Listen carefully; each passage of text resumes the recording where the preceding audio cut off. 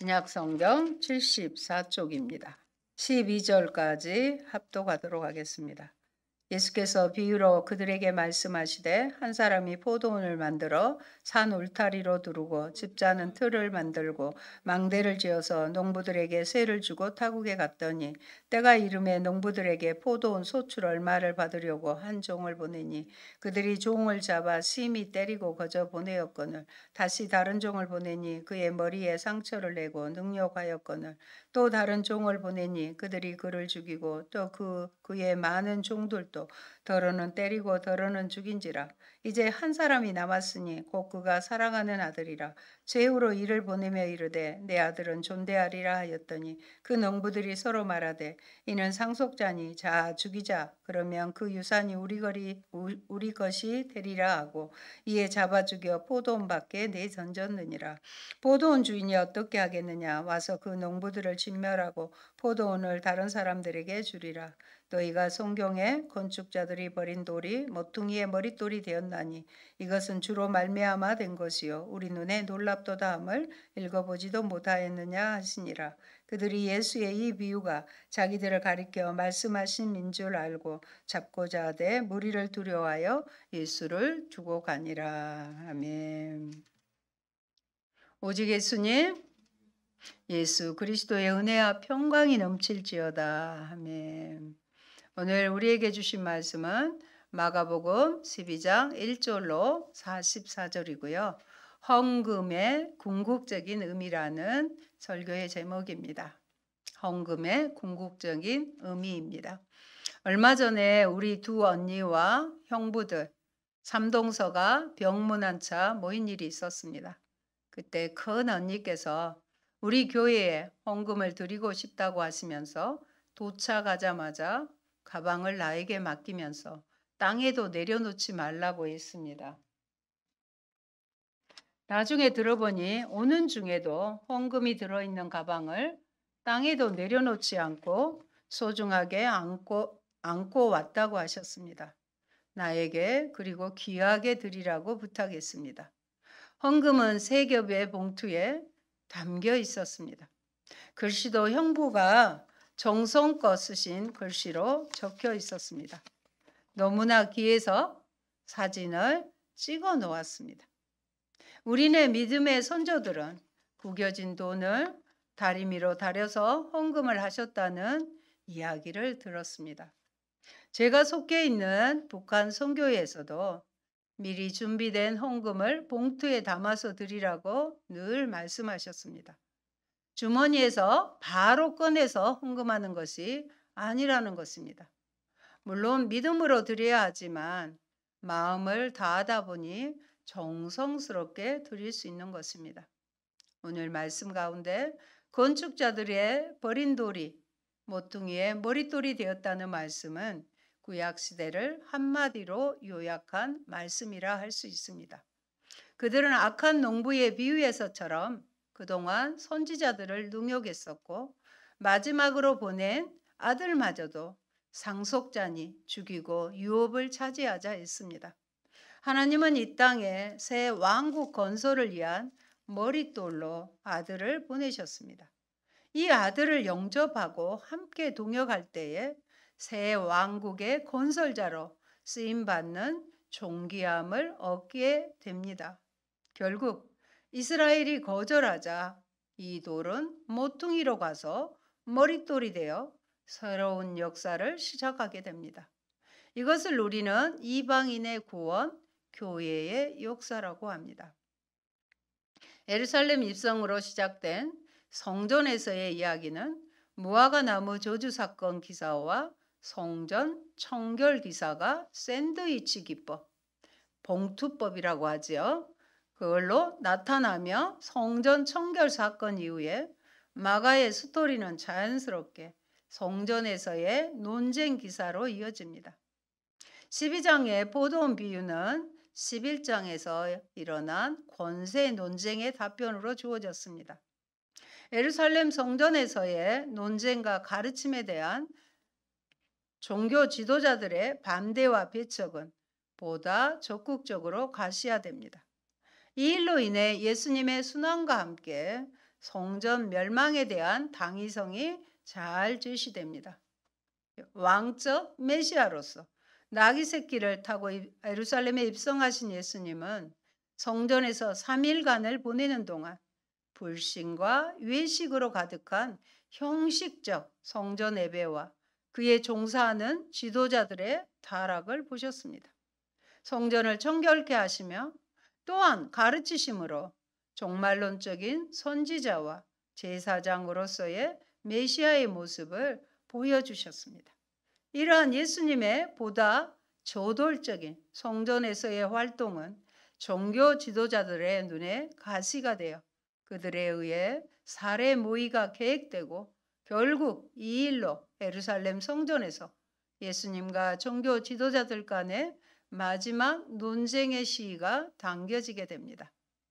그들은 과연 예수는 어떠한 권세를 가졌기에 제사, 제도 없이도 죄를 용서해 줄 수 있는가? 과연 예수가 누구시기에 성전에서 이런 일들을 행하는가? 이러한 질문에 대한 답변으로 주님은 비유로 자신의 권세와 운명을 제시하셨을 뿐만 아니라 여러 논쟁을 통해서도 시편에서의 다윗의 말을 인용하여 자신의 주 되심을, 메시아 되심을 입증하셨습니다. 결국 마가복음에서 예수님의 이야기는 포도원 비유 가운데 제시된 대로 종교 지도자들의 불신함과 사악함으로 그에 따른 심판의 폭로와 함께 하나님의 아들 주 예수 그리스도는 잡혀서 죽임을 당하고 버려집니다. 오늘 본문의 내용과 하나님께서 우리에게 주시는 메시지입니다. 첫째, 포도원의 악한 농부에 대한 비유입니다. 이 비유는 예수님의 성전 청결로 인해 발생한 권세에 대한 논쟁의 결론적인 대답으로 주어졌습니다. 예수님은 종교 지도자들의 심중을 간파하시고 자신을 멸하려고 하는 그들의 의도를 적절하게 드러내십니다. 결과적으로 이 비유는 하나님의 아들로서 예수님의 버림받음에 대한 계시임과 동시에 종교 지도자들의 불신과 불순종에 대한 비극적인 모습과 그들에 대한 심판의 비유이기도 합니다. 포도원은 이스라엘 사람들에게는 친숙한 표현입니다. 농부는 5년째가 되는 해까지 밭에서 나는 열매를 임의로 처리할 수 없다고 합니다. 땅 소유주는 자기 재산에 대한 법적인 권리를 보유하기 위해서 소작인에게 생산물, 수확물을 받아야 했습니다. 그래서 그 소작인이 주인의 종에게 아무것도 주지 않으려 한 이유입니다. 그들은 포도원을 그들 몫으로 삼기를 원했습니다. 바로 그 때문에 포도원 주인은 그들의 종들을 계속해서 보낸 것입니다. 그렇다면 사랑하는 아들을 보낸 해는 바로 네 번째 해입니다. 네 번째 해에는 그 열매를 여호와께 드려야 하는 해입니다. 그래서 아들을 보낸 것이 더욱 큰 의미를 갖게 됩니다. 만약 그 소작 농부들이 주인의 상속자인 그 아들을 없앨 수 있다면 그들은 그 포도원의 소유권을 주장할 수 있을 것입니다. 그래서 그들은 내쫓았고 마침내 그 아들을 죽였습니다. 그들은 자신의 악한 목적을 성취하기 위해 기꺼이 살인까지 했습니다. 주인은 악한 그들에게서 포도원을 빼앗아, 다른 말로 영적으로 구원을 빼앗아 다른 소작농, 곧 하나님 나라의 새 백성이 된 사람들에게 넘길 것입니다. 악한 소작농들에게는 그들이 확신했던 구원은커녕 하나님의 진멸만이 기다릴 뿐입니다. 여러분, 포도원의 비유는 다음과 같이도 이해될 수 있습니다. 포도원 주인은요, 은혜로우시며 의로우신 하나님을, 포도원은 이 세상의 구원을 알리기에 은혜로 선택받은 이스라엘을, 농부들은 이스라엘의 종교 지도자들을, 종들은 핍박과 배척과 죽음의 길을 간 보냄받은 이스라엘의 선지자들을 의미합니다. 그리고 극적으로 제시된 아들은 하나님의 아들 예수 그리스도를 가리키는 것으로서 그에게 핍박과 배척과 죽음의 길이 예시됩니다. 끝으로 이 비유에서 농부들에 대한 심판의 선언과 함께 언급된 다른 사람들이란 제자들 혹은 이방인들을 가리킵니다. 여기서 우리는 포도원 주인이신 하나님께서 종들을 통해 포도원의 열매를 원하시는 것을 볼 수 있습니다. 하나님께서 우리에게 구원을 베푸시면 우리가 구원의 열매를 맺어 하나님을 기쁘시게 영광을 받으시게 하는 데 있습니다. 결국 이 비유는 아들의 죽음과 함께 종교 지도자들의 불신과 불순종에 대한 하나님의 심판을 보여줍니다. 농부들은 세를 준 소작인에 불과하므로 농부들은 성실한 봉사와 그 결실로 주인의 칭찬과 상을 기다려야 합니다. 그런데 마치 자신이 주인인 양 행세하는 사람은 참된 일꾼이 아니라 사꾼이며 강도들입니다. 오늘날 교회에도 이러한 일꾼들이 있다면 이것은 정말 구절의 선언처럼 비극적인 결말이 주어짐을 알아야 합니다. 그러므로 잘못된 야심을 버리셔야 합니다. 나는 갚아야 할 것이 있는 빚진 자입니다. 그래서 주님께서 열매들을 요구하실 때 응답하고 있습니까? 건축자의 버린 돌의 비유입니다. 10절로 11절 보면 너희가 같이 한번 보실까요? 잠오니까 너희가 성경에 건축자들의 버린 돌이 모퉁이의 머릿돌이 되었나니 이것은 주로 말미암아 된 것이요 우리 눈에 놀랍도다함을 읽어보지도 못하였느냐 하시니라. 이제 아들에 대한 계시는 아들을 히브리어로 벤이라고 합니다. 벤. 그리고 돌에 대한 계시로 전환됩니다. 돌은 에벤이에요. 아들 벤에서 에벤으로 에벤에 대한 계시로 전환되는 것입니다. 언어 유희이죠. 건축자의 버린 돌이란 비유에서 언급된 아들인 예수 그리스도를 가리키는 것으로 이것은 예수 그리스도의 배척과 버림받았습니다. 죽음을 의미합니다. 그러므로 이 말은 하나님의 아들이신 예수 그리스도의 죽음과 부활을 통해 건설된 새로운 성전을 예시합니다. 이것은 놀라운 주의 능력으로 이루어진 일입니다. 그러나 슬프게도 이 비유의 결말은 종교 지도자들의 저기와 거절로 묘사됩니다. 그들은 그 결과 예수를 버려두고 갑니다. 둘째, 조세의 논쟁으로 세금을 바치느냐 마느냐 하는 논쟁으로 가이사의 것과 하나님의 것입니다. 비유를 통해 하나님의 아들로서 자신을 제시한 예수를 버려두고 간 유대 종교 지도자들은 이제는 다시 바리새인은 율법 전문가입니다. 헤롯 땅 정치 전문가의 사람들을 보내어 세금 문제를 질문함으로써 예수님을 정치적인 궁지로 몰아넣어 죽이려고 합니다. 그러나 예수님의 지혜로운 답변에 놀라 물러가고 다시 사두개인을 보내어 부활 논쟁을 하지만 여기서도 우리 주님은 지혜로우신 답변을 통해 승리하십니다. 마지막 논쟁인 서기관의 율법에 대한 질문에서도 완전한 승리로 더 이상 감히 묻는 자가 없게 됩니다. 논쟁을 통해서 그의 탁월한 지혜와 가르침의 신적 권세와 주대심이 드러난 순간입니다. 그리고 예수님은 끝으로 자신의 메시아로서 왕적 신분과 권위를 최종적으로 확증하십니다. 조금 자세히 들여다보겠습니다. 13절에서 그들은 어떻게 하기 위해서? 예수를 책잡기 위해, 예수에게서 뭔가 흠을 잡아내기 위해 조세제도의 합법성에 대해 물었습니다. 그냥 몰라서 묻는 게 아니라는 것이죠. 사실 이들은 로마 정책에 동조하거나 적어도 묵인한 자들로서 자신들에 대해 도전하는 예수를 로마 제국에 대한 과격한 저항 세력으로 몰아넣기 위해 조세제도 문제로 예수를 공경에 빠뜨려 잡아 죽이기로 작정한 것 같습니다.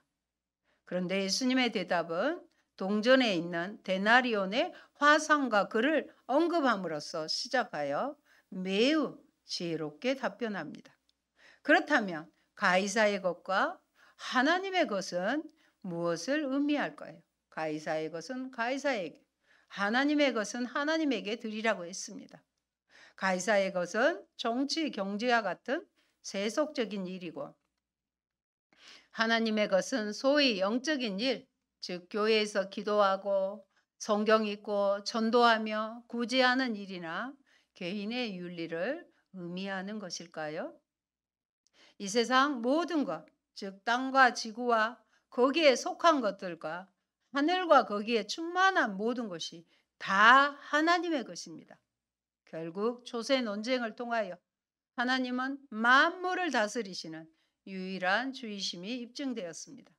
그러므로 믿는 자는, 성도는 마음을 다하고 목숨을 다하고 뜻을 다하고 힘을 다하여 유일하신 주 하나님을 사랑하여야 합니다. 여기에 다른 여지가 없습니다. 하나님의 주권의 우월성을 강조한 것입니다. 17절에 예수님의 답변은 복음서에서 하나님 나라 주권의 절대성을 주장하는데 주저하지 않으셨습니다. 타락한 기존 세력을 존경하거나 두둔하지도 않았으며 그들을 비판하는 것을 망설이지 않으셨습니다.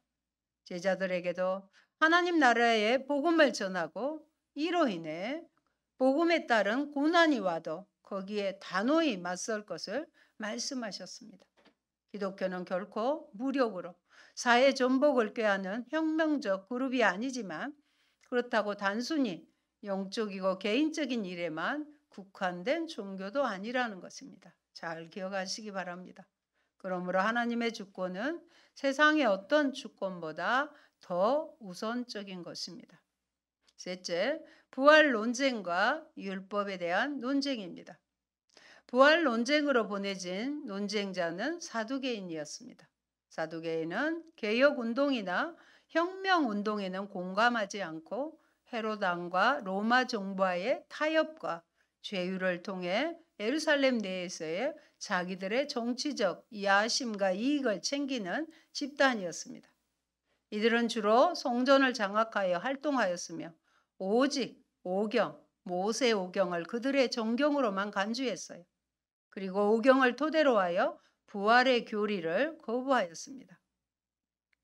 이들은 모세의 그린 신명기에 죽은 사람의 형제가 가족의 유업을 잇기에 그 미망인과 결혼하는 수원법을 인용하여 아들이 없이 죽었던 7 형제와 차례로 결혼한 한 미망인의 예를 들어 부활의 신앙을 조롱했어요. 예수님께 논쟁을 시작하였습니다. 23절에 나오죠. 7 사람이 다 그를 아내로 취하였으니 부활 때 곧 그들이 살아날 때에 그 중에 누구의 아내가 되리이까? 사두개인들은 종교적 보수주의와 정치적 기회주의의 두 얼굴을 가진 사람들이었습니다. 여기에 대한 예수님의 답변은 이들이 절대적으로 믿는 모세의 글에서 시작하여 그들이 성경도 하나님의 능력도 바르게 알지 못하고 있음을 공격하셨습니다. 어떻게요? 출애굽기 3장 6절 같이 보시겠습니다. 나는 내 조상의 하나님이니 아브라함의 하나님, 이삭의 하나님, 야곱의 하나님이니라. 모세가 하나님 배우기를 두려워하여 얼굴을 가리매. 아멘. 이 말씀은 하나님은 죽은 자의 하나님이 아니요 산 자의 하나님이시라는 것입니다. 아멘. 저는 제가 믿는 하나님이 죽은 하나님이 아니라 여전히 지금도 살아계시는 하나님이라는 말씀이 정말 저에게는 힘이 됩니다. 실로 예수님의 해석은 우리의 신앙과 삶에 놀라운 의미를 던져줍니다. 사랑하는 여러분, 과연 우리는 이러한 예수님의 말씀을 그대로 믿습니까? 그렇다고 하면 믿는 우리의 삶은 어떠한 모습으로 나타나야 할까요? 제자들도 예수의 죽음과 부활이 무엇을 의미하는지 깨닫지 못함으로써 예수의 순환에 참여하지 못하고 모두 십자가 앞에서 도망하고 부인하고 저주하는 길로 갔습니다. 그러나 부활의 의미가 깨달아졌을 때 그렇게 도망친 제자들을 예수님이 친히 찾아오셔서 부활의 의미가 깨달아졌을 때 그들은 정말 세상이 감당치 못할 예수와 복음을 부끄러워하지 않는 증인, 즉 순교자들이 되었습니다. 문제는 내가 정말 부활을 믿는가, 여전히 살아계신 하나님을 믿는가 하는 것입니다. 내가 믿느냐 하는 질문에 우리의 대답은 나의 믿음 없는 것을 도와주소서 하는 대답이 있어야 합니다. 공의가 가려지고 복음이 빛을 발한 지금의 어두운 현실 가운데 잠들어 있는 우리의 믿음이 부활의 신앙 가운데 소생되어야 합니다. 우리가 믿는 하나님, 살아계신 하나님이십니다. 이어지는 계명 논쟁은 사두개인들과의 논쟁에서 예수님의 지혜로운 답변을 들었던 한 서기관이 나와 모든 계명 중 첫째 가는 계명이 무엇인가를 질문함으로써 시작됩니다. 예수님은 신명기 6장 4절로 5절과 레위기 19장 18절을 인용함으로써 하나님 사랑과 이웃 사랑을 가장 중요한 계명으로 제시합니다. 하나님 사랑, 이웃 사랑입니다. 그 당시 유대인들은 율법을 큰 것, 작은 것, 가벼운 것, 무거운 것으로 분류하여 약 613개로 분류했습니다. 여기에 예수님은 하나님 사랑과 이웃 사랑을 최고의 율법으로 제시하였습니다. 마음과 목숨과 뜻과 힘을 다하여 하나님을 사랑하는 일은 이웃 사랑의 동기가 되며 이웃을 내 몸과 같이 사랑하는 것은 하나님의 사랑의 척도며 표현인 것입니다. 이웃을 얼마나 내 몸처럼 사랑하는 것은 하나님을 사랑하는 표현이라는 것입니다. 특히 이웃 사랑은 성육된 사람의 몸을 입고 오신 하나님의 사랑을 의미합니다. 이것은 예수님의 구속적인 사랑을 통해서 가장 잘 입증되었습니다. 우리를 친구 삼아주시고 사랑하시기 위해서 죽으시고 임마누엘로 함께 하신 것입니다.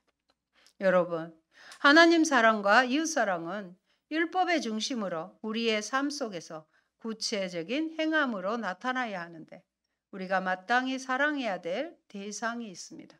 하나님 사랑, 이웃 사랑은 사랑이죠. 그러면 그 사랑에는 대상이 있는 것입니다. 첫째는 하나님입니다. 하나님은 유일하신 우리의 주이십니다.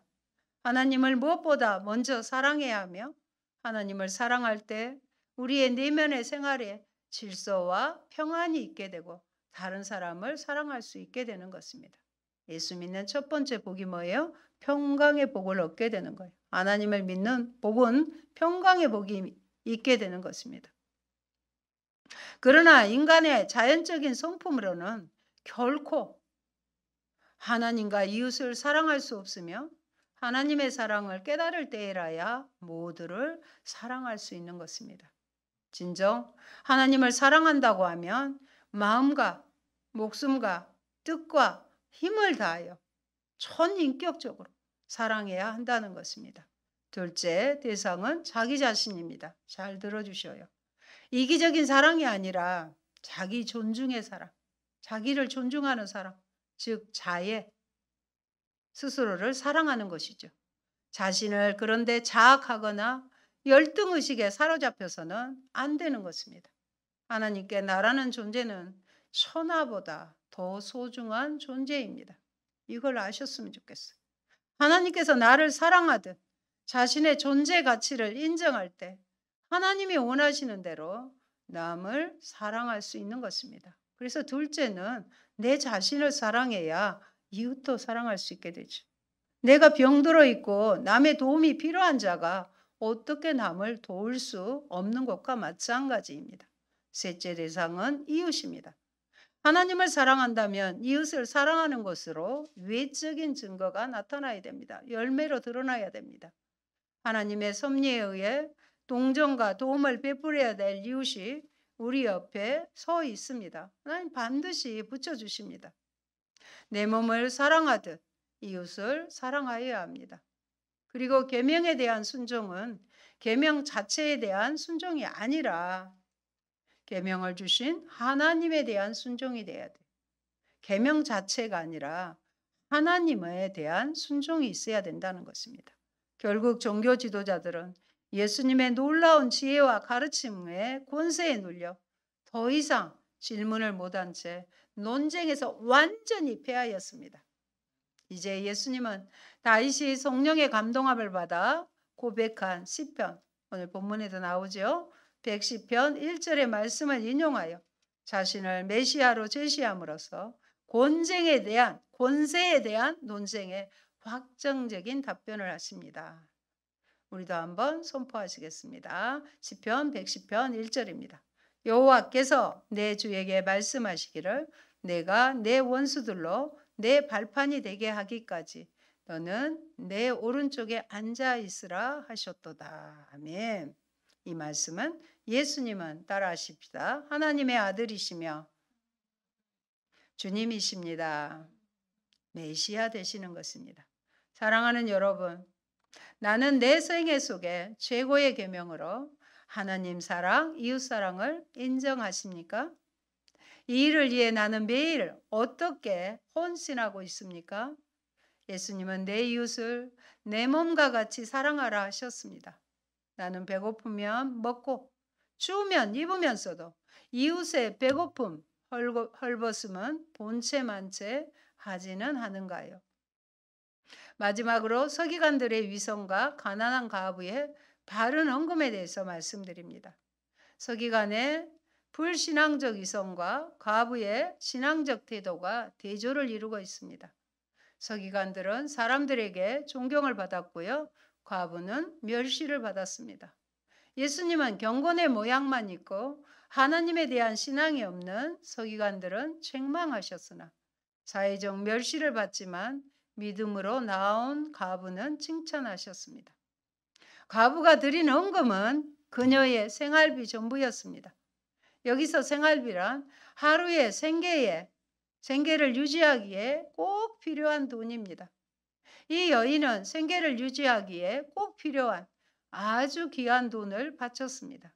그녀는 당장 먹을 것을 살 수 없었지만 하나님께서 채워주실 것을 믿었습니다. 이러한 행동은 단순한 헌금의 의미를 넘어서 하나님을 전폭적으로 신뢰하는 행동이었습니다. 그녀는 과부로 애로운 자요, 인간적으로 의뢰할 때도 없습니다. 그러나 그녀는 하나님을 믿는 것만으로 족하게 여겼습니다. 그는 생활난을 도무지 두려워하지 않았습니다. 믿는 자들 중에는 생활난에 대한 염려로 인하여 마땅히 하나님께 바칠 물질도 못 바치는 일이 많습니다. 이 과부는 생활비 전부를 하나님께 바쳤습니다. 그것은 마태복음 22장 27절의 말씀을 실천한 것입니다. 우리도 같이 보시겠습니다. 어떤 말씀인지요? 마음을 다하고 목숨을 다하고 뜻을 다하여 주 너희 하나님을 사랑하라. 아멘. 사랑하는 성도 여러분, 예수님은 그들의 신분이 아니라 하나님을 대하는 태도를 기준으로 책망과 칭찬을 하십니다. 결코 세상적인 조건이 하나님 나라에서의 평가 기준은 아니라는 사실을 보여줍니다. 비록 세상에서 아무리 많은 사람들로부터 칭찬과 존경을 한 몸에 받는다 할지라도 하나님 앞에서 겸손히 자신의 모든 것을 헌신하지 않는다면 도무지 하나님 나라에 합당한 자로 인정받을 수 없습니다. 주님이 원하시는 궁극적인 봉헌은 우리의 소유물 중 일부가 아니라 오늘 말씀의 제목이지요. 우리 자신임을 알 수 있습니다. 헌금의 그래서 궁극적인 의미는 우리 자신을 드린다는 신앙 고백인 것입니다. 그것이 헌금으로 드러나는 것입니다. 그러므로 우리는 하나님께 우리의 몸과 마음을 온전히 드리기에 힘써야 합니다. 그래서 주님께 인정과 칭찬을 듣는 신앙인들이 다 되시기를 축원드립니다. 아멘. 좋으신 아버지 감사합니다. 예수님은 이 땅에 오셔서 종교 지도자들의 형식적인 신앙 모습을 보시고 그들을 책망하시고 그들을 자극하여 그들과 아버지 논쟁을 벌였지만 완전하신 하나님이신 예수님으로 인하여 그들은 예수를 버려두고 다 아버지 떠나는 것을 봅니다. 하나님 아버지, 우리도 이 땅에 새 왕국을 건설하기에 오신 예수님을 우리의 마음의 왕으로 주인으로 영접하였사오니 그 말씀대로 순종해 드리는 저희가 되게 하옵소서. 마음을 다하고 뜻을 다하고 힘을 다하고 목숨을 다하여 하나님 사랑하게 하시고 그 사랑으로 이웃을 사랑하며 나 자신이 천하보다 귀한 하나님의 사랑받는 자임을 잊지 않도록 도와주옵소서. 우리의 삶이 늘 혼신으로 주님 앞에 온전히 헌금을 통해서도 우리의 예배하는 모든 것을 통해서도 하나님이 기뻐 받으시는 것은 우리 자신임을, 우리의 온 인격임을 알게 하시고 우리가 예배 시간이나 삶으로의 예배 가운데서도 주님께만 드려지며 영광으로 나오게 하여 주시옵소서.